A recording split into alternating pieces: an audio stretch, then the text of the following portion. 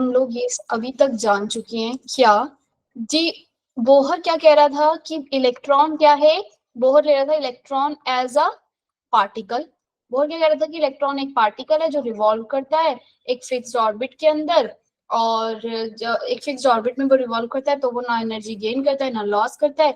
जब वो energy gain या लॉस करता है तो क्या अगर वो यहाँ ऊपर इससे अपने हायर ऑर्बिट से लोअर ऑर्बिट में आता है तो रेडिएशन जो है वो एमिट होती है, रेडिएशन एमिट होती है ना भाई।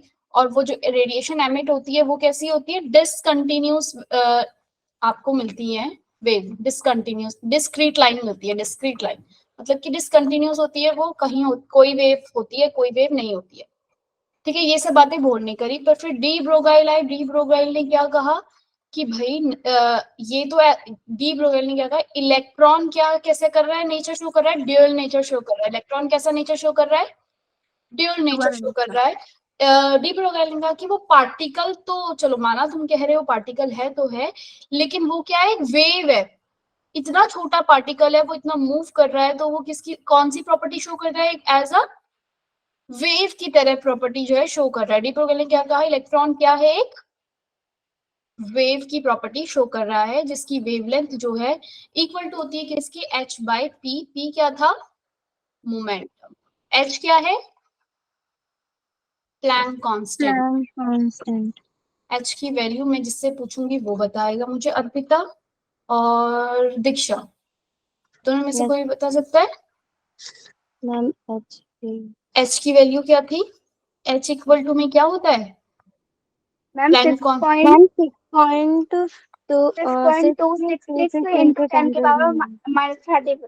जूल सेकेंड है ना, जूल सेकेंड थी इसकी यूनिट। ठीक है, इसने कहा कि भाई जो ये आपका जो ये इलेक्ट्रॉन है ये एज अ वेव की तरह एक्ट कर रहा है और दोनों नेचर करता है। ड्यूअल, डी ब्रोगेल ने क्या दिया, ड्यूअल बिहेवियर ऑफ इलेक्ट्रॉन, की इलेक्ट्रॉन जो है वो ड्यूअल बिहेवियर की तरह काम करता है। वो एक पार्टिकल तो है ही, लेकिन और एक पार्टिकल किसकी तरह कर रहा है, वो एक्ट वेव की तरह एक्ट कर रहा है। हाइजेनबर्ग भी आए हुए, उन्होंने भी क्या बोला, हाइजेनबर्ग ने, हाइजेनबर्ग का क्या वो था, उन्होंने कहा कि भाई अगर ये एक वेव है और इतना छोटा पार्टिकल है तो आप किसी भी छोटे पार्टिकल को अगर माइक्रोस्कोप से देखोगे, भाई उसकी पोजीशन तो पोजीशन देखने के लिए उन्होंने माइक्रोस्कोप लगाया, देखा इसकी पोजीशन कहाँ है, जितनी देर में तुम उसमें माइक्रोस्कोप लगा के देखोगे उतनी देर में तो वो पार्टिकल कहाँ चला जाएगा, ठीक है, उसकी अलग हो जाएगा क्योंकि उसकी वेलोसिटी इतनी होगी, इतनी ज्यादा तेज अगर वो मूव कर रहा है पार्टिकल।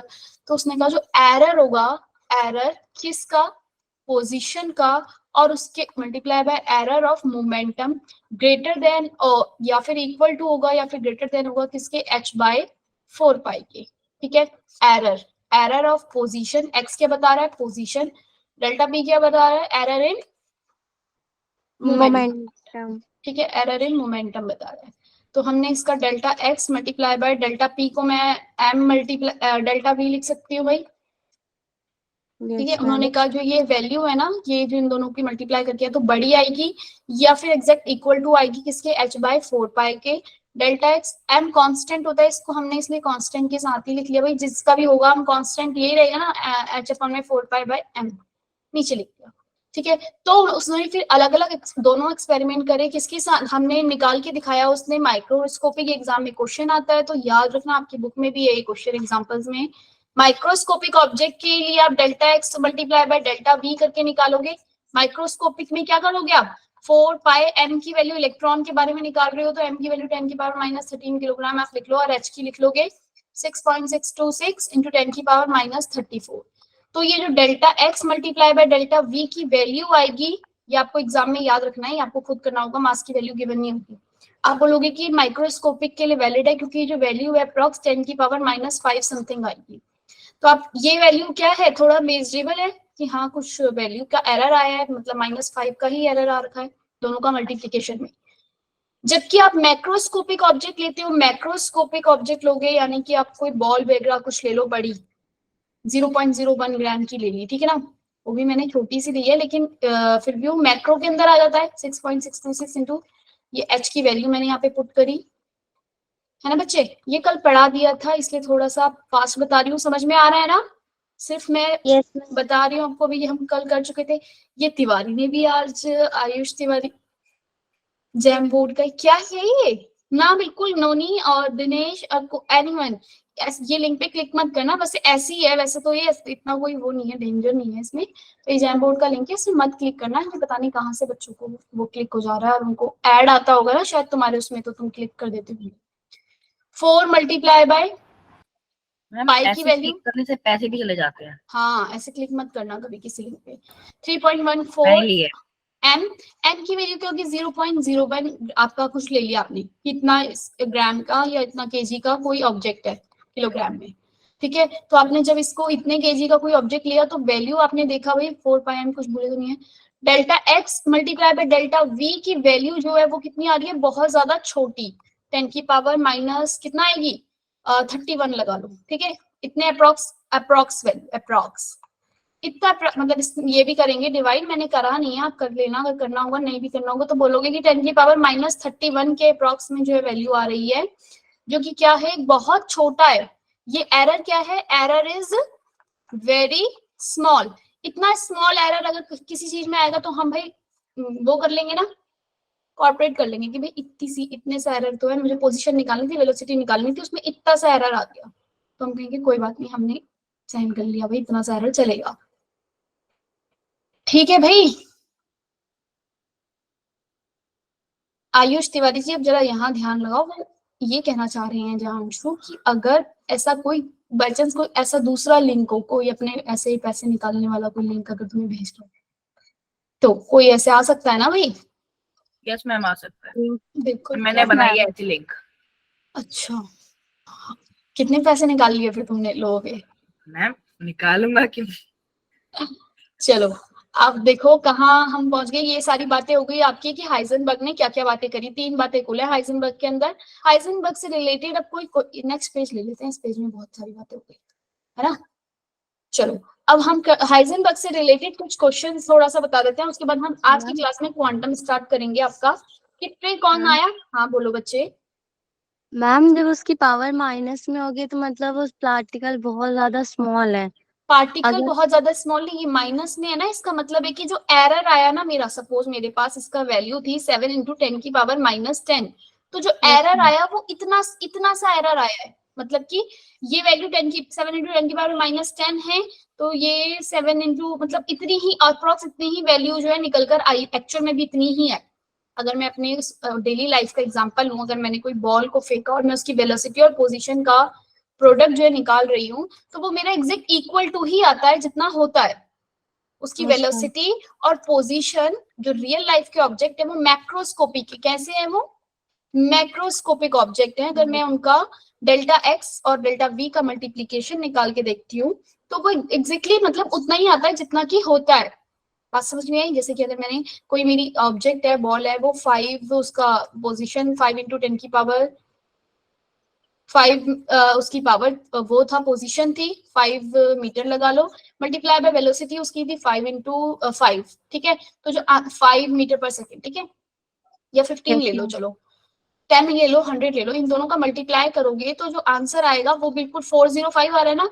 तो आपका आंसर अगर जो एरर आएगा भी दोनों चीजों को मेजर करने में, तो वैल्यू 405 49998 समथिंग इतनी आ जाएगी, 999। इतना सा एरर आया 0.1 का, कि मतलब एक्चुअल में वैल्यू आनी चाहिए थी इतनी और आ इतनी रही है, या थी इतनी और ये आ रही है। बात समझ में आई? एरर बहुत कम आया, मतलब जो आनी चाहिए थी एक्चुअल अप्रॉक्स उतने ही आई। लेकिन जब आप इस वाली माइक्रोस्कोपिक ऑब्जेक्ट को मेजर करते हो तो आप देखोगे कि एरर जो है वो बहुत ज्यादा बड़ा आएगा। लाइक एग्जांपल लेते हैं माइक्रोस्कोपिक के लिए, ठीक है ना, ये है मैक्रो का। माइक्रोस्कोपिक जब आप लेते हो, ये रहा माइक्रोस्कोपिक ऑब्जेक्ट, आपने लिया, आपकी वैल्यू आई delta x multiply delta V 10 की पावर -5। अगर मैं माइक्रोस्कोपिक में एग्जांपल लूं एक इलेक्ट्रॉन का, माइक्रोस्कोपिक ऑब्जेक्ट लिया मैंने किसका, इलेक्ट्रॉन लिया मैंने, इलेक्ट्रॉन का मास भी लिया था m = 9.11 इंटू 10 की power -34।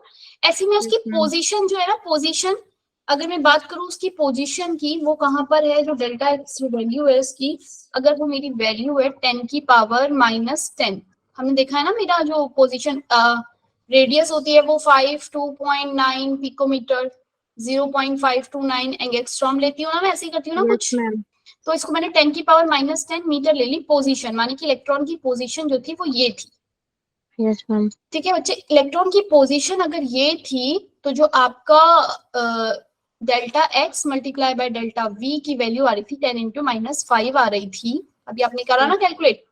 Yes ma'am. Delta we की वैल्यू जो है वो कितनी आएगी, 10 की पावर -10 इक्वल टू 10 की पावर 5। मतलब वेलोसिटी का जो एरर है वो कितना आ गया बच्चे, 10 की पावर 5 का आ गया। कितना आ गया, 10 की पावर 5 का। मतलब कि आप निकाल रहे थे कितना, सपोज एग्जांपल के लिए मान लेते हैं कि आपने उसकी वेलोसिटी बोला कि 1000 मीटर पर सेकंड है, लेकिन एक्चुअल में वो वेलोसिटी में एरर कितने का रहा है, 10 की पावर 5, यानी कि वो कम से कम 10 की पावर 8 या इतनी कहीं होगी इसकी वेलोसिटी, और आप निकाल कर दिखा रहे हो कि 10 की पावर 3 होगी, तो गलत हो जाएगा ना इतना बड़ा एरर। मतलब इतनी वैल्यू में इतना ज्यादा घपला, समझ गए कि हम निकाल क्या रहे थे और आ क्या रहे थे, बहुत ज्यादा अंतर आ गया, एरर आ गया बहुत बड़ा। इसलिए माइक्रोस्कोपिक में ऐसा होता है कि जो एरर है वो बहुत ज्यादा आता है। ठीक है, तो इसलिए वो कह रहा है, हाइजेनबर्ग क्या कह रहा था कि हम पोजीशन और वेलोसिटी दोनों को एक साथ मेजर नहीं कर सकते। तो उन लोगों ने कहा कि ऐसे कैसे मेजर नहीं कर सकते, ऐसे तो हम अपने जब रियल लाइफ में हम बड़े बड़े ऑब्जेक्ट को भी मेजर करते हैं ना, हम अपने पोजीशन भी निकालते हैं और वेलोसिटी भी निकाल सकते हैं। भाई एक कार की पोजीशन बता दी, हमने वेलोसिटी बता दी, तो भाई मैं माइक्रोस्कोपिक के लिए क्यों नहीं कर सकती हूँ। तो फिर हमने देखा कि जो एरर है ये सिर्फ हाइजेनबर्ग का जो फॉर्मूला था, ये कहाँ पे, माइक्रोस्कोपिक के लिए जो वैल्यू है वो बहुत बड़ी आ रही है, पर मैक्रोस्कोपिक के लिए जो एरर है वो नेग्लिजिबल है, मतलब मान लेंगे इतना। तो बात समझ में आई?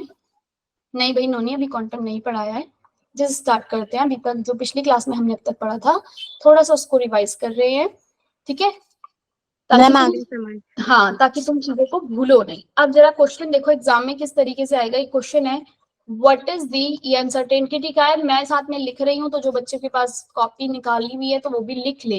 What is the uncertainty, uncertainty means in, uncertainty means unlocating, कोई बताएगा, locating the position, locating the position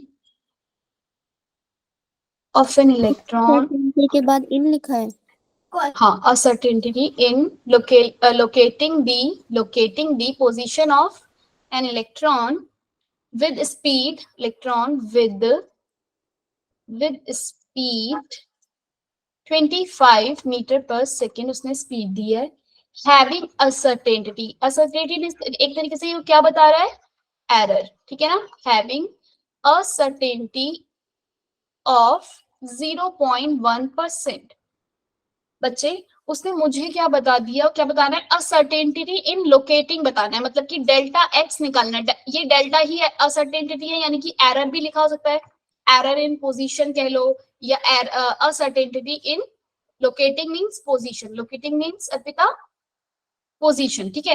वो मुझे बोल रहा है कि delta, what is the uncertainty in locating, मतलब कि डेल्टा एक्स क्या होगा, locating the position of an electron with speed, उसकी स्पीड कितनी है, उसकी स्पीड दिया उसने।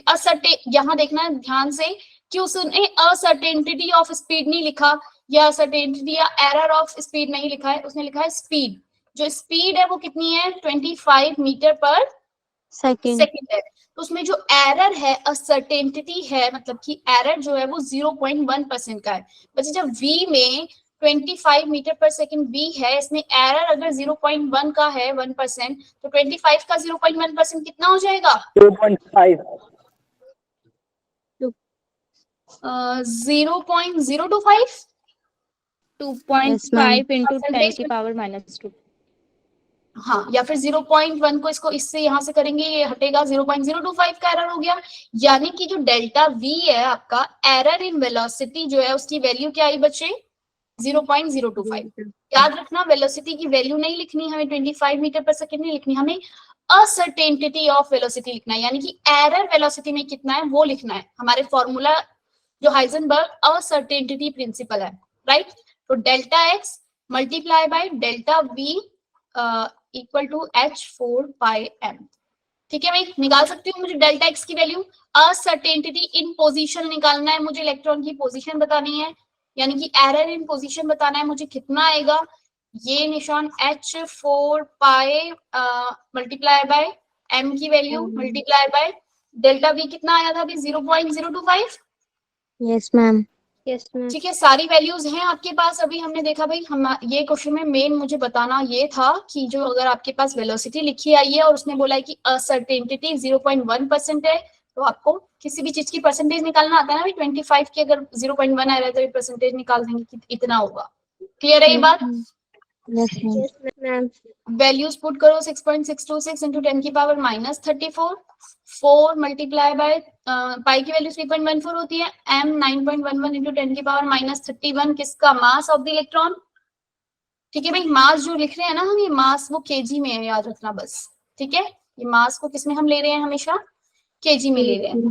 2.5 इंटू 10 की पावर -2 आया था वेलोसिटी का एरर जो आया था निकल के। डेल्टा Yes, वी की ma'am. Value, delta ma'am. X की वैल्यू जो आएगी वो आएगी 2.317 इंटू 10 की पावर -3 मीटर। मीटर पोजीशन है ना ये। कांस्टेंट होता है ना? क्या बच्चे? m कांस्टेंट होता है ना? एम अगर इलेक्ट्रॉन लिया है तो कांस्टेंट है। अलग मास कोई मैक्रोस्कोपिक ऑब्जेक्ट लोगे तो मास की वैल्यू आपको अलग पुट करनी पड़ेगी, है ना भाई। दिखती नहीं थी रहेगा ना? मास। अगर Yes, बच्चे ma'am. एग्जाम में क्वेश्चन आ गया कि हाइजेनबर्ग, सीबीएसई के एग्जाम में हाइजेनबर्ग असर्टेनिटी मैक्रोस्कोपिक के लिए काम नहीं करता, बताओ कि क्यों नहीं करता, या मैक्रोस्कोपिक के लिए वैलिड नहीं है, क्यों नहीं है, तो आप एम की वैल्यू अपने मन से 0.1 0.2 इस तरीके से कुछ भी लिखिए, सॉल्व कर दो। उसमें मास कांस्टेंट नहीं होता है ना, ये भी लिख सकते हैं ना? नहीं, अरे यार तुम समझ ही नहीं रही हो चीजों को।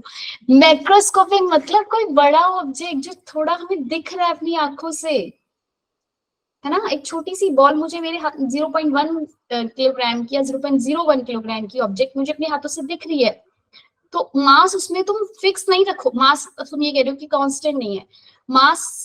बच्चे जो भी एक ऑब्जेक्ट ले रहे हो उसका मास तो कांस्टेंट ही है, उसकी वेलोसिटी कांस्टेंट क्यों नहीं कह रही हूँ मैं, क्योंकि वेलोसिटी बार बार चेंज होती रहेगी अगर वो चलता कूदता है तो। पोजीशन Yes, भी बार बार चेंज हो रही है, तो इसलिए ये दोनों कांस्टेंट नहीं है। अब एक ऑब्जेक्ट, जिस ऑब्जेक्ट की मैं बात कर रही हूँ उसके लिए तो मास एक वही रहेगा ना, ये थोड़ी कि वो थोड़ी देर बाद उठ के उसका मास चेंज हो जाएगा, मास तो सेम ही है। बात समझ में आई? Yes ma'am. तो जब मैक्रोस्कोपिक की बात हो रही है तो मास आप मैक्रो लोगे, मास मैक्रो वाले का लोगे। जरूरी नहीं है हर बार मास ऑफ इलेक्ट्रॉन ही लिखा हो, कहीं कभी कभी कहीं पे मास ऑफ प्रोटॉन भी हो सकता है कि मास ऑफ प्रोटॉन बताओ भाई, प्रोटॉन का कितना मास होता है, या कोई और दूसरा ऑब्जेक्ट हो सकता है कि मास इतना है, उसका मास गिवन होगा उस केस में। ठीक है, तो एक बार देख लेना जहाँ पे मास गिवन है, जो क्वेश्चन आते हैं मैंने वो बता दिया आपको। ठीक है भाई, अब आ जाओ जरा, ये सब बातें हो गई, उसके बाद हम बात करते हैं जरा क्वांटम के बारे में कि क्वांटम मैकेनिक। अब भाई हम बोर का मॉडल फेल हो गया था, हमने देखा ना भाई बोर का मॉडल कैसे कैसे फेल हो गया। बोर बात कर रहा है पार्टिकल की और हाइजेनबर्ग ने बोल दिया कि नहीं जी पार्टिकल नहीं होता, ये तो क्या होता है। तो हमारे पास मॉडल आया क्या, वेव मैकेनिकल मॉडल। मतलब कि अब इलेक्ट्रॉन को वो किसकी तरह ट्रीट कर रहे हैं, वेव की तरफ। जैसे ही बात डी ब्रोगली ने और हाइजेनबर्ग ने बता दिया कि वो वेव है, पार्टिकल नहीं वेव है, तो फिर भाई वेव के ऊपर सारे लोगों ने वेव के से बहुत सारी चीजें उसमें कैलकुलेट करने की सोची इलेक्ट्रॉन्स के बारे में। ठीक है, बहुत सारे एक्सपेरिमेंट करे गए, बहुत सारी चीजें देखी गई। वेव मैकेनिकल मॉडल बोलते हैं, या फिर आपका इसको एक और वर्ड था क्वांटम मैकेनिकल मॉडल, या फिर क्या बात करते हैं इसमें, क्वांटम मैकेनिकल मॉडल नाम दिया। मैकेनिकल की स्पेलिंग बताओ भाई। MECHANICAL।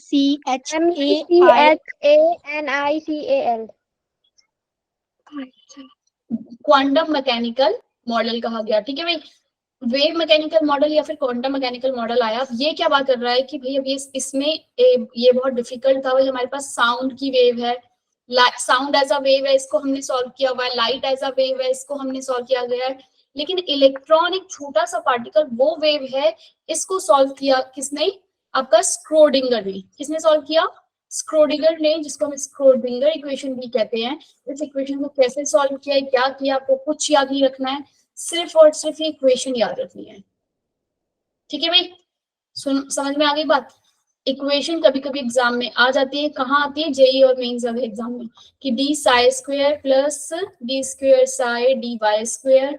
या आप जब क्वांटम मैकेनिक्स पढ़ोगे आगे, अगर पढ़ोगे इसके बारे में बड़ी क्लास में तो काम आएगी। डी स्क्वायर बाय ये 8 + 8 पाई स्क्वायर m अपॉन में h E minus V equal to 0 होता है। ठीक है भाई, ये इक्वेशन सॉल्व करिए किसके लिए, उसने इलेक्ट्रॉन्स के लिए, इलेक्ट्रॉन की पोजीशन बताने के लिए। कुछ छोटी एक पाई स्क्वायर है, इलेक्ट्रॉन की पोजीशन ये मुझे बता देता है कि इलेक्ट्रॉन की एनर्जी कितनी है। ये इक्वेशन मुझे क्या क्या वैल्यू बता देती है भाई स्क्रोडिंगर की। स्क्रोडिंगर ने वेव की इक्वेशन बना दी और वेव की इक्वेशन में उसने इलेक्ट्रॉन्स की, इलेक्ट्रॉन एज अ वेव है और उसके लिए उसने इस इक्वेशन को सॉल्व किया और बताया कि भाई इलेक्ट्रॉन की क्या बता दी, इस इक्वेशन को सॉल्व करके इलेक्ट्रॉन की एनर्जी बता दी, उसकी पोजीशन बता दी, उसकी क्या है, ठीक है ना, एनर्जी एंड पोजीशन बता दी। बात समझ में आई। अब जो जो बातें क्वांटम मैकेनिक्स में स्क्रोडिंगर ने बोली वो थोड़ा सा टफ लगा भाई, क्या कह दिया भाई, ये कहाँ से हमें रटने के लिए बोल दी एक चीज। समझ में आई बात? मैम हाँ, मैम ये क्या लिखा है इसमें मैम, ये डी बना है कि क्या बना है? ये डेल्टा है बच्चे, डेल्टा भी आप पढ़ोगे अपने उसमें आपके। मैम उसके बगल में त्रिशूल जैसा क्या है? हाँ बिल्कुल, ये ऐसे ही याद रख लो कि एक त्रिशूल है, ये है साई बोलते हैं, इस सिंबल को साई बोलते हैं, ये डेल एक्स स्क्वायर है, ये डेल साई स्क्वायर वाई, नीचे से Y square plus del square psi D Z square plus 8 pi square M upon में H E minus V. V आपका पोटेंशियल एनर्जी है, ई आपका energy, kinetic energy equal to 0। Clear है ये बात? बस इतना याद रखना है, इसके लिए ना याद हो छोड़ देना। मैम इसमें इनकी वैल्यूज भी होंगी? ना कुछ नहीं करना इसमें, कुछ नहीं, सिर्फ एग्जाम में अगर वो पूछ लेगा स्क्रोडिंगर वेव इक्वेशन कौन सी है तो ऑप्शन दे देगा। जेई मेंस में एडवांस में थोड़ा सा टफ अगर आ गया फिर मतलब थोड़ा सा हाई लेवल का उसने पूछा, नहीं आता था। क्या बच्चे? इस पे क्वेश्चन तो नहीं आते ना? ना बिल्कुल नहीं। आपके पास ये क्वांटम मैकेनिक्स है भाई, ये मुझे नहीं आता, ये कहाँ से सॉल्व करिए, उसने क्या करी है, हालांकि मैंने पढ़ा था अब मैं भूल मैम गई ये हूँ तो सब। एक जगह पे भी था। कहाँ? चलो आपकी बुक में भी है ये। इसको उसने शॉर्ट फॉर्म में लिख के दिया, एच क्या है, Hamiltonian, H psi equal to E psi. H का नाम है हैमिल्टोनियन, ये बस ये नाम याद रख लेना जो जिनके नाम है हैमिल्टोनियन, ठीक है। ये एच का नाम है, S I equal to E Sai, इसका शॉर्टकट उसने बनाकर दिया। क्या है क्वांटम मैकेनिक की फीचर, जो ये साई है ना, ये जो साई वर्ड, ये जो साई कैलकुलेट कर रहा है, ये क्या बता रहा है बच्चे, ये आपके सिलेबस में नहीं है, जो भी कुछ बता रहा है कि आपके इलेक्ट्रॉन की जो वो है वो क्या है, इलेक्ट्रॉन का ऑर्बिटल क्या है ये बता रहा है, लेकिन आपको ये नहीं है, ये नहीं मतलब, लेकिन इसका कोई फिजिकल सिग्निफिकेंस नहीं है, मतलब मैं तुम्हें ये नहीं बता सकती कि ये क्या बता रहा है, फिजिकल सिग्निफिकेंस इसका नहीं है। क्या किसका फिजिकल सिग्निफिकेंस है, डायल, ये त्रिशूल जो बन रहा है साई स्क्वायर का, ये क्या बताता है, probability of finding an electron. जो उसने सॉल्व किया ना, इसने स्क्रोडिंगर ने जो इक्वेशन, उसने बोला कि भाई इलेक्ट्रॉन एक वेव की तरह है, तो इलेक्ट्रॉन एक जगह पे तो रहेगा नहीं, ऐसा तो है नहीं कि अगर मैंने कह दिया कि इलेक्ट्रॉन इस ऑर्बिट में घूम रहा है तो यहीं यहीं घूमेगा, इसी में घूमेगा, वो कहीं पे भी इतने बड़े ऑर्बिट में इधर भी कहीं पे भी वो डैश से अगर मैं इसको शो कर दूं तो यहाँ पे कहीं पे भी वो हो सकता है, ठीक है। तो प्रोबेबिलिटी कहाँ, ये पूरे में कहीं पे भी हो सकता है इलेक्ट्रॉन, ठीक है ना, अभी यहाँ है कभी यहाँ है, लेकिन प्रोबेबिलिटी ऑफ फाइंडिंग इलेक्ट्रॉन कहाँ मैक्सिमम है, प्रोबेबिलिटी फाइंडिंग इलेक्ट्रॉन मैक्सिमम कहाँ है, वो बता रहा है कौन, साई स्क्वायर। बात समझ में आई, साई स्क्वायर क्या बता रहा है आपको, वहां पे उस इक्वेशन में साई स्क्वायर क्या बता रहा है कि इलेक्ट्रॉन तो भाई इधर उधर कहीं कहीं पे भी मूव कर रहा है, तो स्क्रोडिंगर ने कहा कि हम उसकी एग्जैक्ट पोजीशन तो नहीं बता सकते, लेकिन हाँ यही बता सकते हैं कि उसकी प्रोबेबिलिटी सबसे ज्यादा इलेक्ट्रॉन के होने की इस जगह पे कहाँ पर सबसे ज्यादा है। बात समझ में आई, साई स्क्वायर क्या बता रहा है, एग्जाम में क्वेश्चन आता है, ध्यान रखना, बस इतनी सी बात याद रखनी है कि साई स्क्वायर क्या बता रहा है, probability of finding maximum probability of finding electron, क्या बता रहा है साई भाई, अर्पिता, जहांशु क्या बता रहा है psi, Isha, ma'am maximum finding Maximum probability of finding electron. बिल्कुल ठीक बात भाई, नोनी यही बता रहा है, maximum probability of finding an electron बता रहा है आपको साई स्क्वायर।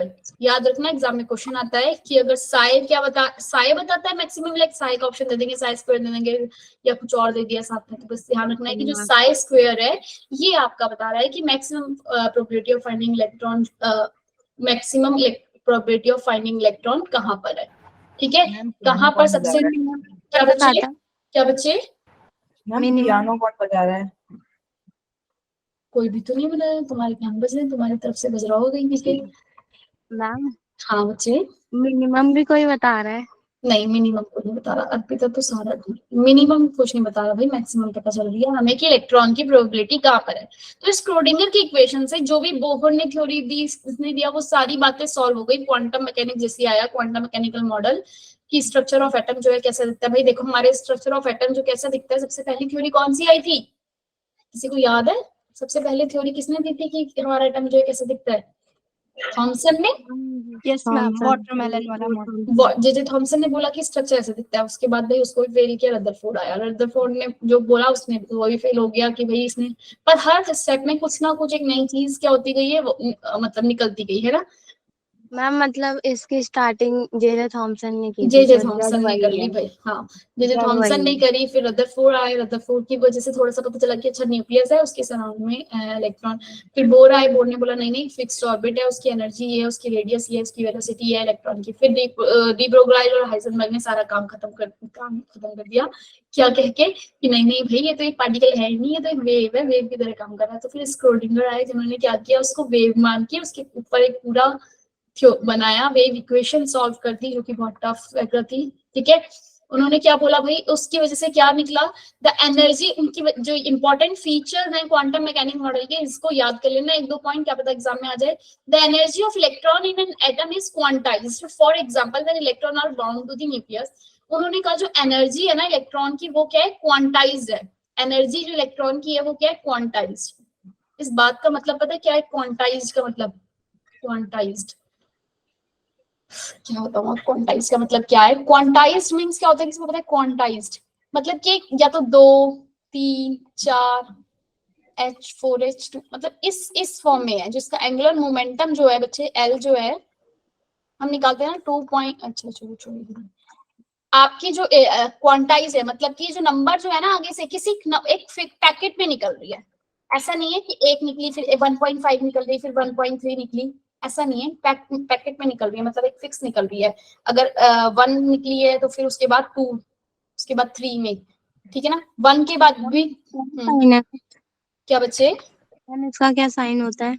किसका? क्वांटाइज्ड। एन से डिनोट करते हैं हम, जो ऑर्बिट नहीं बात करते हैं, हम ऑर्बिट की बात नहीं कर रहे, फर्स्ट ऑर्बिट में, सेकंड ऑर्बिट में, थर्ड ऑर्बिट में, है ना। तो एंगुलर मोमेंटम हमें बोहर ने ही बता दिया था ना कि L इक्वल टू क्या है, NH2π होता है, बताया था ना। L जो है आपका एंगुलर मोमेंटम है, जिसको लिखते हैं NVR इक्वल टू NH2π, ये वाला रिलेशन भी याद रखना है, इससे रिलेटेड भी क्वेश्चन आ जाते हैं। ठीक है, NH2π है, N क्या है आपका? ऑर्बिट कांस्टेंट, ठीक है ना, नंबर ऑफ ऑर्बिट।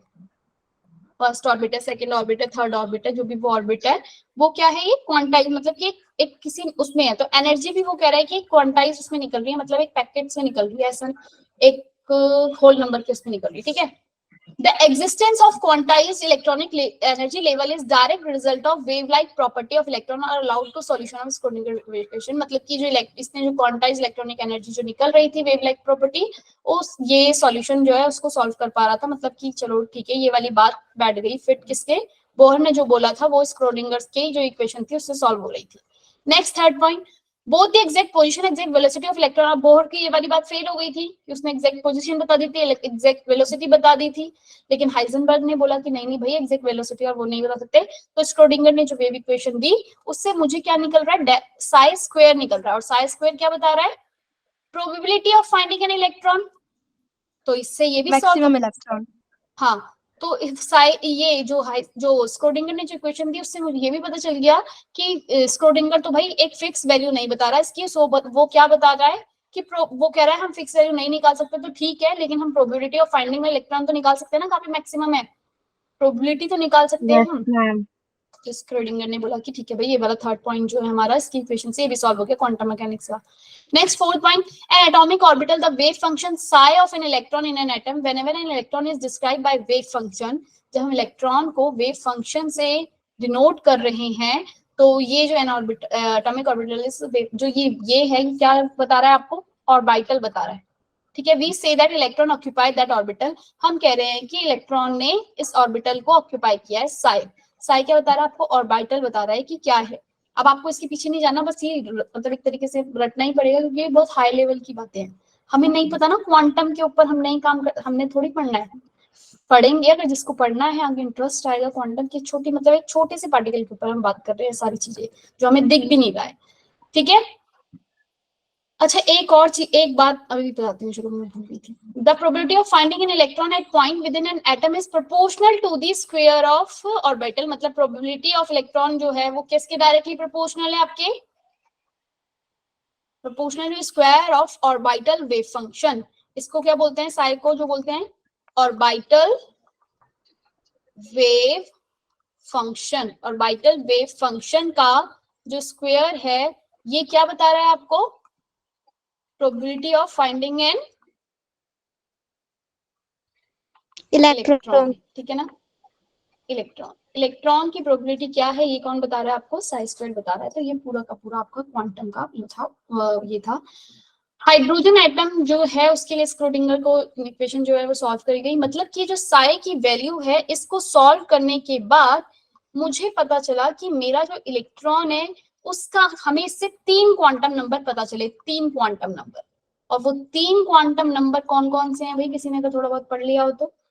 एन क्या पता चला हमें, इससे इसको बोलते हैं प्रिंसिपल क्वांटम नंबर, क्या बोलते हैं इसको, N N L M.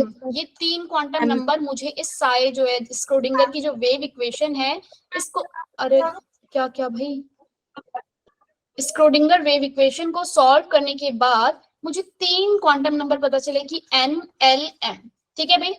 N क्या है आपका, प्रिंसिपल क्वांटम नंबर। एन क्या है आपका, प्रिंसिपल क्वांटम नंबर, जो कि मुझे क्या बता रहा है, इलेक्ट्रॉन की एनर्जी बता रहा है कि इलेक्ट्रॉन की जो एनर्जी है वो क्या है, और इलेक्ट्रॉन का जो साइज है, मतलब कि वो कौन से शेल में प्रेजेंट है, ये मुझे किससे पता चल रहा है, एन से। हमारे पास ये शेल तुमने पढ़ लिया ना, के एल एम, पता है ना हमें। एन की वैल्यू 0 नहीं हो सकती, क्योंकि एन की वैल्यू 0 होना मतलब एनर्जी 0 होना, और एनर्जी कभी भी किसी चीज की 0 नहीं हो सकती। तो एन की वैल्यू जो है बच्चे वो क्या होती है, 1। तो फिर वो कौन से शेल में होता है, के शेल में एन की वैल्यू 2, तो वेल शेल में एन की वैल्यू 3, फिर वो एम शेल में होता है। तो जो प्रिंसिपल क्वांटम नंबर है वो मुझे क्या क्या बातें बता रहा है, 4 बातें मुझे इससे पता चल रही हैं, जरा नोट डाउन करो। एन प्रिंसिपल क्वांटम नंबर से मुझे 4 बातें क्या पता चल रही हैं। इट टेल अबाउट दी, सबसे पहला वर्ड कौन क्या बता रहा है जहांशु, ये शेल और अभी बताया मैंने भाई, हाँ shell. It tell about the shell to which electron belong, ठीक है ना, किस टू विच इलेक्ट्रॉन बिलोंग्स, मतलब कि जो इलेक्ट्रॉन है वो किस शेल से बिलोंग कर रहा है, के से बिलोंग कर रहा है, एल से बिलोंग कर रहा है, एन से बिलोंग कर रहा है, ये मुझे ये बता रहा है। एन जो है, एन प्रिंसिपल क्वांटम नंबर क्या क्या बता रहा है। It specify the size of the shell, ये क्या बता रहा है, इट टेल अबाउट द, या फिर it specify the size of cell. Specifies the size of the shell, size of the shell बता रहा है कि उसका साइज जो है शेल का वो क्या है। एन की वैल्यू बड़ी, साइज एन की वैल्यू बड़ी, तो साइज भी क्या होगा बच्चे, बड़ा, मतलब एन बड़ा, एन 2 बड़ा, तो 2 या 3 में से किसका साइज बड़ा, 3 का साइज बड़ा, तो जो शेल है उसका साइज भी 3 वाले का क्या होगा, जिसकी वैल्यू एन होगी उसका बड़ा होगा। क्लियर है। अगर एन की वैल्यू 2 और 3 में साइज किसका बड़ा है, 3 का ना। जैसे जैसे आपके नंबर एन बढ़ता जाएगा प्रिंसिपल क्वांटम नंबर, यानी कि साइज भी जो है वो शेल का क्या होता जा रहा है, बड़ा होता जा रहा है। It tell about the energy of the cell, it tell about the energy of the Energy of the cell. Energy of the shell. भाई एनर्जी कैसे बता रहा है ये मुझे, शेल की फॉर्मूला पता है ना भाई, इक्वल टू में 13.6 n square by z, oh sorry z square by n। अरे माइक ऑफ करो, किसका ये खुला है, माइक ऑफ करो। z square by n square electron volt. अरे किसका माइक ऑन है भाई, ये सोना माइक ऑफ करो बच्चे। सोना सोना बहुत देर से खुला है यार माइक तुम्हारा, ठीक है। 13.6 z square by n square electron volt किसकी एनर्जी बता रहा है आपको, ये एनर्जी बता रहा है ना। m क्या है इसमें, यही तो है principal quantum number, number of orbit, आया ना, यही करते हैं ना फॉर्मूला। तो हमें एनर्जी बता रहा है, it tell about the energy of the shell, it tell about the maximum number of electron, maximum number of electron कितने हैं शेल के अंदर, ये भी मुझे बता रहा है। क्या क्या बता रहा है नेक्स्ट पॉइंट, ये टेल अबाउट, लिख रहे हो तुम ये चारों पॉइंट या फिर नोट्स में से देख के लिखोगे, मैम लिख रहे हैं। मैक्सिमम नंबर ऑफ इलेक्ट्रॉन, लिख रहे हो Jahanshu? Maximum number of electron that shell no ma'am, मैं अभी से समझ रहा हूँ। Can accommodate. भाई सुनते ही मत रहना, लिख अपने आप भी पढ़ लेना एक बार चीजों को, और अगले दिन मुझसे पूछ लिया करो जो चीजें समझ नहीं आती हैं नोट्स में से, या फिर क्लास में जो चीजें समझ में नहीं आई हो, ठीक है? Ma'am third ma'am. पॉइंट में सेल की एनर्जी बता रहा है। हाँ, सेल की एनर्जी बताता है, ये फॉर्मूला है ना हमारे पास, एन निकाल लूंगी तो सेल की एनर्जी भी मुझे पता चल जाएगी। और फोर्थ पॉइंट क्या है? Tell about the maximum number of electron that shell can accommodate, मतलब कि वो जो शेल है वो कितने नंबर ऑफ इलेक्ट्रॉन जो है अपने अंदर अकोमोडेट कर सकता है, उसका फॉर्मूला है 2n²। यानी कि मेरे पास अगर मुझसे पूछ लिया जाए कि एल शेल में मैक्सिमम कितने नंबर अकोमोडेट हो सकते हैं इलेक्ट्रॉन के, एल शेल में how many number of electron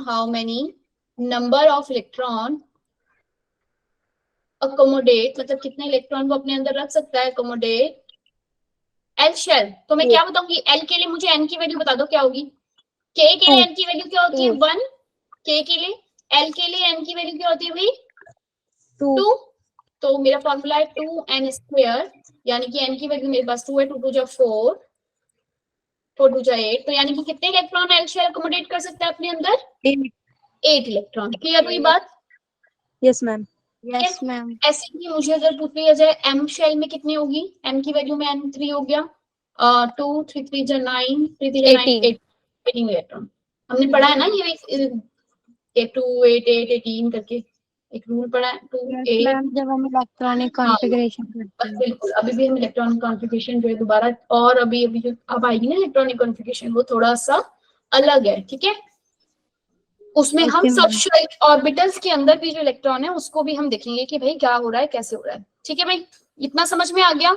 जिसको पूरी क्लास में अभी तक जो एटॉमिक स्ट्रक्चर हमने चैप्टर किया, एनर्जी वगैरह, कुछ ये चीजें समझ में ना आई हो, अगर मैम ये एक बार 4 पॉइंट समझा दो।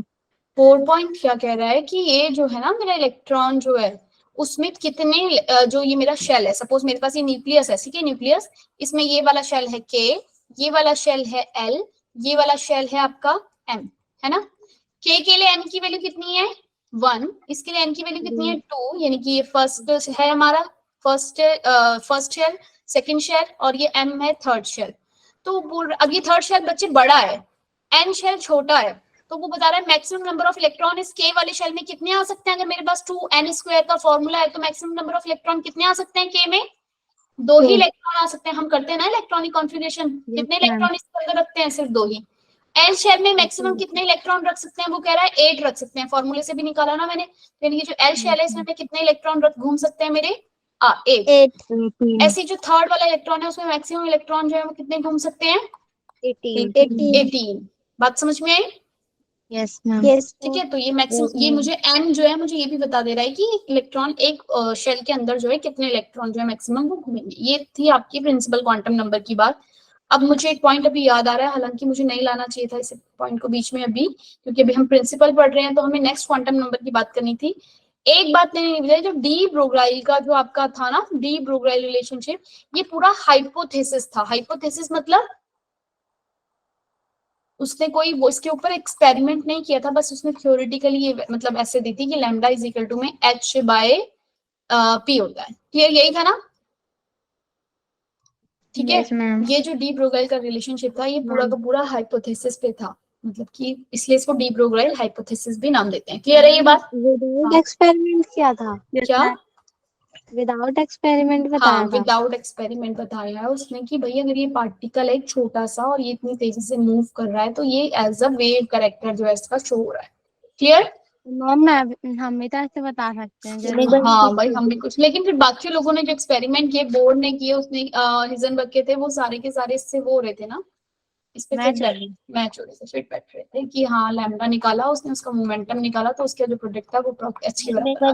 मैम उसने किया होगा, उसने सबको बताया नहीं। हाँ सही कह रहे हो, बिल्कुल। हम भी तो कितनी चीजें करते हैं, जैसे जहाज को नोट्स बना रहा है पर बता नहीं रहा कि नोट्स बना रहा है ना? मैम हाँ, एक बार रिपीट कर दो। क्या रिपीट करूं प्रियंका? ये वाला? Yes ma'am. बच्चे डी ब्रोगाइल जो था उसकी जो जो जो हमने किया है वही सब चीजें, बस ये उसने हाइपोथेसिस वर्ड, मुझे वर्ड यूज करना था कि हाइपोथेसिस था ये सारा। डी ब्रोगाइल हाइपोथेसिस मतलब कि उसने इसके ऊपर एक्सपेरिमेंट नहीं करा, इसको बताया था थ्योरेटिकली, मतलब हाइपोथेटिकली। ठीक है भाई, चलो भैया। मजे में कह दिया। हाँ, मजे मजे में उसने कह दिया और बाकी सब चीजें सॉल्व, सब चीजें उसके ऊपर सॉल्व मैम हुई। एक बार थर्ड पॉइंट बता दो। इसका क्वांटम मैकेनिक्स में एन क्या बताता है करके, एन जो बता रहा है उसका third point, it tell about the energy of the shell. क्या बता रहा है? एनर्जी। अरे हमने निकाला है ना अभी फॉर्मूले से, energy is equal to 13.z² अब अगर मेरे पास प्रिंसिपल क्वांटम नंबर अगर मैंने स्क्रोडिंगर से सॉल्व कर लिया तभी तो मैं उसकी एनर्जी बता पा रही हूँ। बात समझ में आई? कि tell about the energy of the shell. Clear है ये बात? अरे कहाँ गायब हो गई मेरी वॉइस? Yes, लड़की सुन के भाग गई। क्वेश्चन पूछ के हैं मैम चलो मैम अब आगे बढ़। हाँ बोलो मैम बोलो, मैम मत Yes, बोलो, ma'am. कोई बात बोलो, आगे मैम बढ़ते हैं। डी मैम ब्रोगाइल डी को छोड़, ब्रोगली हाइपोथेसिस में एच क्या है? प्लैंक कांस्टेंट एच इस चैप्टर में जहां पे भी कहीं आ रहा है एच इज प्लैंक कांस्टेंट, जिसकी वैल्यू जो है वो फिक्स है 6.626। रट लो, वाइवा में पूछूंगी। 34 जूल सेकेंड। Okay ma'am. रट लो इस बात को, ठीक है। और ये भी याद रख लेना, जो आप जो जितने भी आपने ये वेव नंबर निकाला 109677 जो आपका इसका आ रहा था 78, तुम बोल रहे थे कि वन, अरे हाँ यही चीज थी, मुझे याद नहीं थी, अभी याद आ गई। चलो आपको इसकी यूनिट भी ध्यान रखनी है। क्या हम एक न्यूमेरिकल कर रहे थे ना, वेव नंबर हमने निकाल रहे थे 109, यही था ना वेव नंबर का, और इसको वेव नंबर को 1/λ बोलते हैं। Yes ma'am. यस इसकी मैम। वैल्यू कितनी थी? 109678, 1 यहाँ पे था आपका z², 1/n1 का स्क्वायर माइनस n2 का स्क्वायर, यही था। मैंने इसका एक शॉर्टकट बताया था कि अगर आपसे कभी भी वेवलेंथ पूछ ली जाए तो डायरेक्ट आप एक फॉर्मूला याद रखो वेवलेंथ निकालने का। क्या?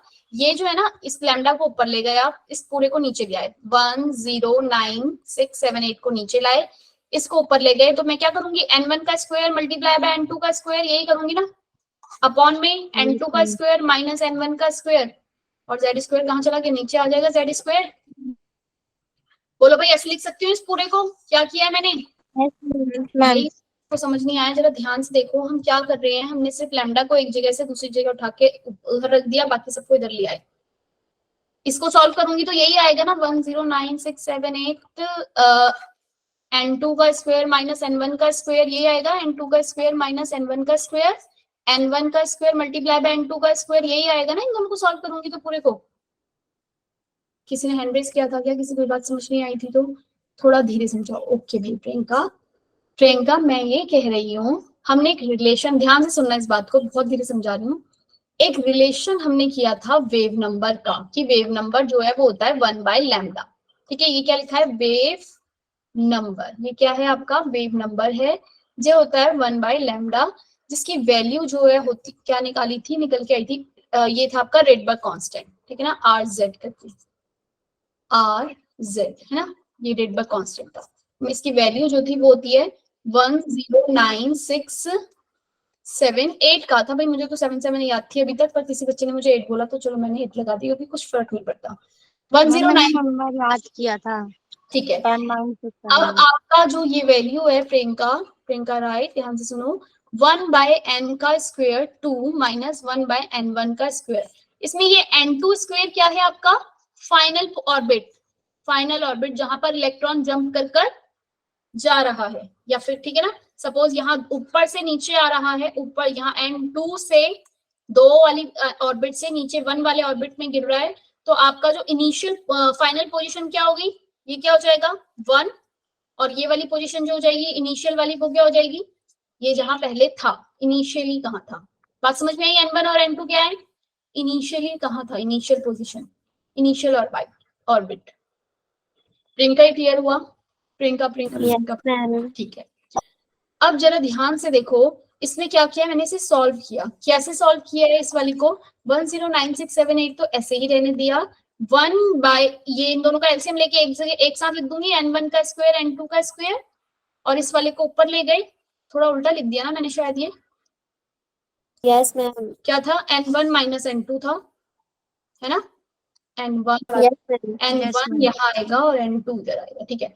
N2 का स्क्वायर माइनस N1 का स्क्वायर, ठीक है, ये आपका सॉल्व करके आया। प्रियंका ये बात समझ में आई, यहाँ से यहाँ कैसे आ गए नीचे, Yes, ma'am. समझ में आया ना पक्का। 1/2 माइनस 1/3 पता है ना कैसे करते हैं, दोनों का एलसीएम लिया 2 मल्टीप्लाई बाय 3 और इसको ऊपर लेके गए और इसको इधर लेके गए, ऐसे ही करते हैं ना।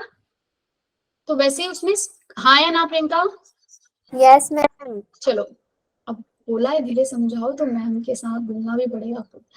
अब मैं ये क्लियर दिख रहा है, अभी छोटा लिखा है पर दिख रहा है आपके पास। मैंने ये वैल्यू जो है इसको निकाली, अब ये था इक्वल टू 1/λ के। मुझे मैं कह रही हूँ अगर मुझे हर क्वेश्चन में ना वेवलेंथ पूछी जाती है, लेकिन अगर मुझे छोटा सा इसका कोई फॉर्मूला मिल जाए कि लैम्डा को ही ऊपर ले गई मैं, बाकी सबको इस तरफ ले आई, लैम्डा इक्वल टू में क्या, ये नीचे आ जाएगा 109678 नीचे आ गया, N1 N2 स्क्वायर ऊपर गया, N1 का स्क्वायर N2 का स्क्वायर N2 का स्क्वायर माइनस N1 का स्क्वायर। समझ में आई बात क्या, कि लैम्डा ऊपर लाई हूँ, इन सबको इधर इधर, इसको नीचे इसको भी नीचे। क्लियर हुई बात?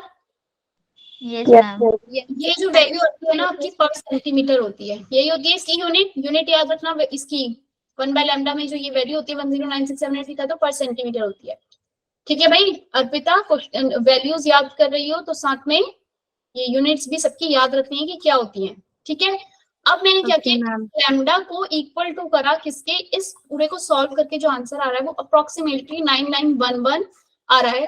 तो अगर आपसे वो पूछ ले, अब मेरे क्वेश्चन में ना मुझे ये निकालने की, इसको ऐसे से लिखने की, ऐसे करने की जरूरत नहीं पड़ेगी, एंगस्ट्रॉम में आंसर आएगा। किसमें आएगा इसका आंसर, एंगस्ट्रॉम। अब मुझे अगर क्वेश्चन पूछ लिया जाए कैलकुलेट वेवलेंथ, आपके बुक के अंदर भी है, calculate wavelength when electron jump from N3 to N1, ठीक है भाई, कैलकुलेट करनी है वेवलेंथ। तो भाई मैं पहले क्या कर रही थी, पहले मेरे पास फॉर्मूला होता कि मैं पहले इसका ये वाला फॉर्मूला लगाऊं 1/λ, नंबर निकालूं, फिर लैम्डा लगाऊं, फिर इस तरीके से सॉल्व करूं डायरेक्ट। फिर मुझे डिवाइड करना टफ होता है ना भाई, 109678 को डिवाइड करो उस नंबर से, तो डायरेक्ट अब मेरे पास फॉर्मूला है क्या, लैम्डा निकालने का 911 N2 का स्क्वायर कितना था, 2 कितना है 3 है ना, 3 3 जा 9 माइनस 1, यही है। Yes, ma'am. 3 3 जा 9, ठीक है, यही था 9 माइनस, यानी कि मुझे 911 मल्टीप्लाई बाय 8/9 करूंगी, एंगस्ट्रॉम में मेरे पास आंसर आ जाएगा। बात समझ में आई? ये करना इजी है ना, फटाफट से आप इसको करोगे। मैम एक बार क्वेश्चन दिखा दो, छोटा कर दो। दिख रहा है? Yes ma'am. Calculate the wavelength when electron jump from N3 to N1 में जंप किया, तो बताना है कि आपका उसमें वेव नंबर जो है वो कितना आएगा, ठीक है भाई। जो लैम्डा है क्या बच्चे, 9 - 1। ओहो उल्टा लिख दिया ये। Yes ma'am. अरे तो बिल्कुल ठीक भाई, ऐसे यही होता है जब हम एक चीज को देखते हैं दूसरे नहीं देखते। बिल्कुल ठीक बोला, छोटा कर दो एक बार, ये फॉर्मूला दिख गया ऊपर। N1 का N2 स्क्वायर किया ना भाई, फॉर्मूला ये था, N1 का स्क्वायर N2 का स्क्वायर मैंने किया तो मेरे ऊपर आया 9, नीचे आया N2 का स्क्वायर, N1 ये स्क्वायर माइनस N1 का 2 क्या था मेरा, 3 जंप से किया, 3 से जंप किया था ना 1 पे, तो N2 क्या था मेरा 3, ये था 9 था। बात समझ में आई, 3 3 जा 9, ये आया N स्क्वायर 9। क्लियर हुई बात? 9 कहां से आया, माइनस का 1 तो आ गया 9/8। क्लियर यार? एंगस्ट्रॉम में आंसर आएगा, ये याद रखना बस, ठीक है। आपका आंसर किस में आएगा, एंगस्ट्रॉम में। अब आपके एग्जाम में जब क्वेश्चन आएंगे इस तरीके के तो आप बड़ा इजीली फटाफट से कर सकते हो, हाँ या ना? Yes ma'am. ऊपर मल्टीप्लाई करेंगे, नीचे माइनस करेंगे।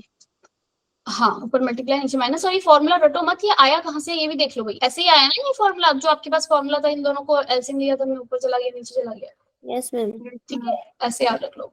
अब आ जाओ किस पे, हम क्या पढ़ रहे थे, ये बातें तो हुई क्वेश्चंस की जो हम बीच बीच में करते रहते हैं।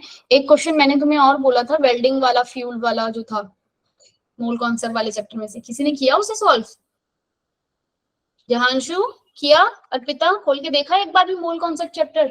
प्रियंका राय तो मना कर रही है साफ साफ, नहीं जी मैंने देखा। राखी जी? मैंने खोला मैम, मुझे समझ नहीं आया, मैंने बंद कर दिया।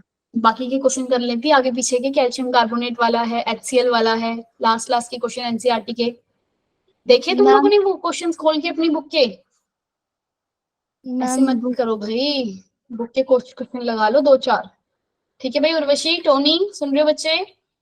Yes mister Ravi, yes ma'am. Leba Khan, question Yes, कर लो ma'am. भाई। दिनेश, तुम आजकल बड़े कम बोलते हो। दिनेश, कहाँ रहते हो बिजी? आज खोल के देख लेंगे। बिल्कुल ठीक भाई, क्वेश्चन कर लो। जो क्वेश्चन सॉल्व नहीं हो रहे हैं वो मुझे सेंड करो ग्रुप पे, ताकि मैं व्हाट्सएप पे मुझे सेंड करो ताकि मैं क्लास में बताऊं। चलो थोड़ी सी बात प्रिंसिपल क्वांटम नंबर की ये कर देते हैं कि अब दूसरा जो इसने मुझे बताया वो क्या बताया, एक दूसरा नंबर क्वांटम नंबर निकला क्या, एजीमुथल क्वांटम नंबर, जिसको मैं डिनोट करती हूँ किससे, क्वांटम नंबर, या फिर बोलती हूँ एंगुलर मोमेंटम। एंगुलर, क्या नाम है भाई, एजीमुथल क्वांटम नंबर जो है इसको डिनोट करती हूँ मैं एल से। ठीक है, एंगुलर क्वांटम नंबर है ये, एंगुलर, जो कि मुझे क्या बता रहा है, ऑर्बिटल के बारे में क्या बता रहा है मुझे ये, क्या मैम बता, ये सबशेल। हाँ, ये मुझे क्या बता रहा है, इसके सब शेल के बारे में बता रहा है कि इसमें जो सब शेल है वो क्या है। बच्चों भी ना, इलेक्ट्रॉन जो है वो एक ऐसा तो नहीं है ना कि 2D डायमेंशन, इलेक्ट्रॉन तो 3D डायमेंशन, हम 3D में रहते हैं ना भाई, एक्स भी है वाई भी। 3D मतलब पता है क्या होता है, एक्स कोऑर्डिनेट भी है जिसका, वाई कोऑर्डिनेट भी है, जेड कोऑर्डिनेट यस भी है मैम। ना। तो इलेक्ट्रॉन जो है वो मूव कर रहा है, वो 3D कोऑर्डिनेशन मतलब कि 3D ज्योमेट्री है उसके ना, 3D में मूव कर रहा है। तो 3D में ही वो जो मूव कर रहा है, सबशेल बता रहा है ये इसका एल की, ये किस, इसका जो एजीमुथल क्वांटम नंबर है, ये आपको क्या बताता है कि इसका जो ये शेप है, क्या दो चीजें बताता है। एक तो इस एल जो सबशेल है ये मुझे क्या क्या चीजें बता रहा है, एक तो इसकी शेप, और उस शेप का जो नेम हमने दिया है वो क्या है, ये चीज बता रहा है। एल की वैल्यू बच्चे अगर क्या आती है, 0 आती है, तो ये मुझे बताता है कि ये कैसा शेप का है, स्फेरिकल। अब बच्चे, इलेक्ट्रॉन अगर 3D में घूम रहा है तो वो किसी भी शेप में हो सकता, किसी भी उसमें हो सकता है, क्यूब भी हो सकता है, सर्कल भी हो सकता है ना, क्यूब हो सकता है, ट्रायंगल हो सकता है, सर्कल हो सकता है। तो उसकी जो शेप है उसकी वो क्या है, ये बता रहा है आपका ये एल। समझ में आया एल क्या बता रहा है आपको, कि इलेक्ट्रॉन हमें पता, एन से तो हमें पता चल गया कि इलेक्ट्रॉन जो है इसके, एन से मुझे क्या पता चला कि न्यूक्लियस है, एन इस ऑर्बिट में है जो घूम रहा है, इस शेल में घूम रहा है। अब इस शेल के अंदर उसका जो शेप है, मतलब कि कैसे में घूम रहा है, दो तरीके से होता है, एक तो स्फेरिकल शेप में घूम रहा है, मतलब कि जो है स्फेरिकल उसमें इसकी जो है शेप है, या फिर क्या है इसकी डम्बल शेप। किसमें होती है डम्बल शेप, किसकी होती है भाई, किसको पता है? एस, एल की वैल्यू अगर 0 आती है, ये एल निकालते कैसे मैं बताऊंगी, एल की वैल्यू अगर 0 आती है तो वो कैसा शेप होता है उसका, एस ऑर्बिटल हम बोलते हैं ना। अभी हमने नहीं पढ़ा, अभी तुम लोगों ने नहीं पता ना एस क्या है, पी क्या है, नो मैम। कुछ नहीं पता। हाँ चलो भाई, यस अच्छी बात है। मैम। एल की वैल्यू जो है बच्चे, ये एल वैल्यू अगर आपकी 0 है तो उसकी शेप होती है एस, मतलब कि स्फेरिकल उसमें वो घूम रहा है। ठीक है, यानी कि probability of finding an electron जो है वो स्फेरिकल, मतलब स्फेरिकल उसमें कितनी है। ठीक है, नेक्स्ट आ जाओ, अगर एल की वैल्यू 1 आ गई तो वो होता है शेप उसकी पी, या नेम क्या बोलते हैं, इसका नाम बोलते हैं पी शेप में, मतलब कि कौन सी शेप होती है पी की, डम्बल शेप। कैसी शेप होती है, डम्बल। डम्बल शेप कैसे दिखाते हैं भाई, डम्बल देखे किसी ने कभी, डम्बल। Yes ma'am. ठीक है, ये जो डम्बल शेप का है वो ऑर्बिटल जो है, डम्बल शेप का है। मैम हाँ बोलो बोलो बोलो। मैम ये कौन सी शेप है, ये डम्बल शेप समझ नहीं आया।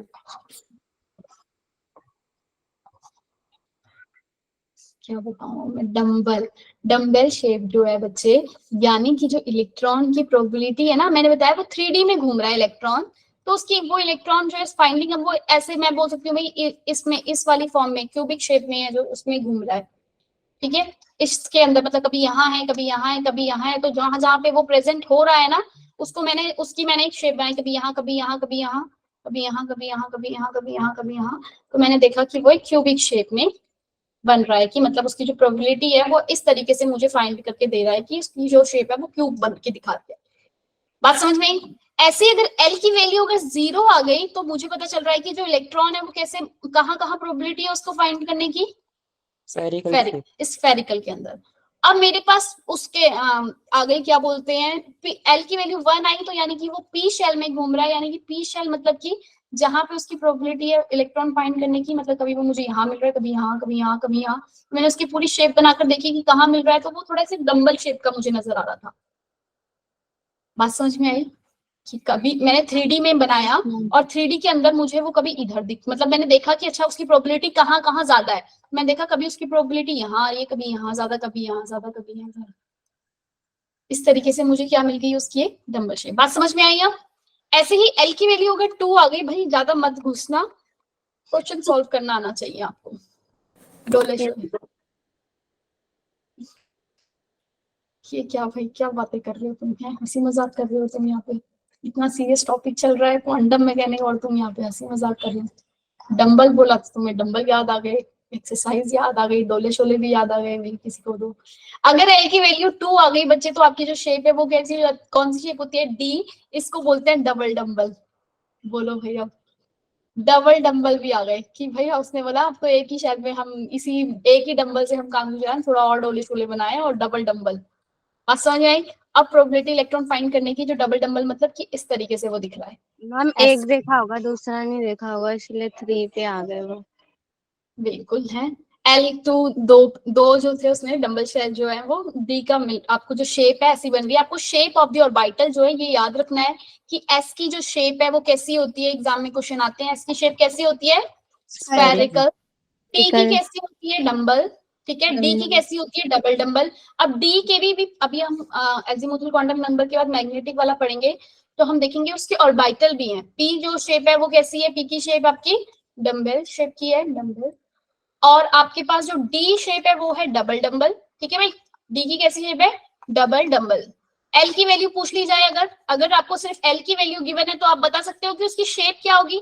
एल की वैल्यू अगर 0 है तो उसकी शेप क्या होगी? एस। एल की वैल्यू 1 है तो पी, मतलब कि डबल डंबल वाले उसमें होगा। और एल की वैल्यू अगर 2 आई है तो डबल डंबल शेल में होगा। क्लियर है? अगर ऐसी एल की वैल्यू अगर 3 आ गई तो वो कैसा होगा? एफ सब शेल, जिसकी स्ट्रक्चर जो है वो कॉम्प्लेक्स है, उसके पास 8 डंबल आ जाते हैं। पर अभी से छोड़ो, बस इतना याद रखो क्या कि कॉम्प्लेक्स स्ट्रक्चर हो जाती है। कॉम्प्लेक्स। ठीक है, बात समझ में आई? यहाँ तक क्लियर हुआ? कुछ समझ में आया? कुछ घुसा दिमाग के अंदर? Yes ma'am. अब एग्जाम मैम के ये लिए वाला अच्छे से घुस गया। ये अच्छे से घुस गया है। बस इसके Yes, सिर्फ क्वेश्चन तुम्हें सॉल्व करने आने चाहिए, तो मुझे उम्मीद है तुम अच्छे से कर लोगे। अब हमें क्या याद रखना है? बुक में भी है इसकी ऐसे हाँ, न्यूमेरिकल क्वेश्चन है ना इसके अंदर। अब मैं किसी भी इलेक्ट्रॉन को अगर मैं अपना बताती हूँ कि ये कैसा दिखता है, टाइम हो गया भाई, चलते हैं हम। एन की वैल्यू अगर जिसके लिए 3 है और एल की वैल्यू अगर उसके लिए 2 है, तो मैं क्या बताऊंगी कि उसके वो जो इलेक्ट्रॉन है वो कहाँ पर प्रेजेंट है। यानी कि मैं बोलूंगी 3 तो उसका शेल है, मतलब ऑर्बिट जो है वो थर्ड है, यानी कि एम वाला 3 होता है ना, यानी कि वो एम शेल के अंदर। और उसका जो सब शेल है वो क्या है? डी थी ना। एल की वैल्यू, अब मेरे बस ये वैल्यूज याद रख लेना। अगर मेरे पास एन की वैल्यू 3 है, एल की वैल्यू 2 है, तो यानी कि वो जो इलेक्ट्रॉन है वो कहाँ मूव कर रहा है? 3D में। समझ में एक बात? 3D के अंदर, मतलब तीसरा तो सब शेल और दूसरा क्या तीसरा क्या? शेल। ये क्या बता रहा है? शेल। और एल क्या बता रहा है आपको इसका? सब शेल। ठीक है ना? मैम अगर हमें एल जो दे रखा है 1 दे रखा है तो हाँ, अगर n इक्वल टू 3 दिया है और l की वैल्यू 1 दी है, तो यानी कि इलेक्ट्रॉन कहाँ पर है? 3 तो उसका शेल है और उसका जो सब शेल है वो क्या है? p। ऐसी n की वैल्यू 3 है और l की वैल्यू 0 है, तो यानी कि n तो वही है लेकिन s सब शेल के अंदर है। बात समझ में आई? ओके अब बच्चे मैम। एक और बात, अब चलते हैं, बस इसके बाद क्लास को एंड करते हैं। क्या बोल रही थी? जो l की वैल्यू है ना, l की वैल्यू वो आपकी, जैसे n इक्वल टू 3 है तो l की वैल्यू आपकी n-1 ही हो सकती है, मतलब कि 3-1 यानी कि 2 हो सकती है, 1 हो सकती है और 0 हो सकती है। समझ में आई? n से एक नंबर कम ही होगी इसकी वैल्यू। बात समझ में आई? यस कल मैम। पढ़ेंगे इसके बारे में, यहीं से स्टार्ट करूंगी, अभी के एंड करते हैं। ठीक है मैम आपने ये जो बताया है ओके मैम। एजीमुथल कौन, ये जो भी है, मैम ये नाम है किसी का या फिर ऐसे ही रखा है? ऐसे रख दिया इन लोगों ने, एजीमुथल। किसी ने अच्छा कहा होगा, मैम। इनको अच्छा लग रहा होगा नाम, इन्होंने रख दिया, उठा के कहीं से चेप दिया होगा। हाँ मैम इनके नाम भी तो ऐसे होते हैं। चलो चलो चलो, अब बाय बस ma'am. Bye bye bye everyone. Bye ma'am. Bye ma'am. Bye ma'am ma'am. Good evening ma'am.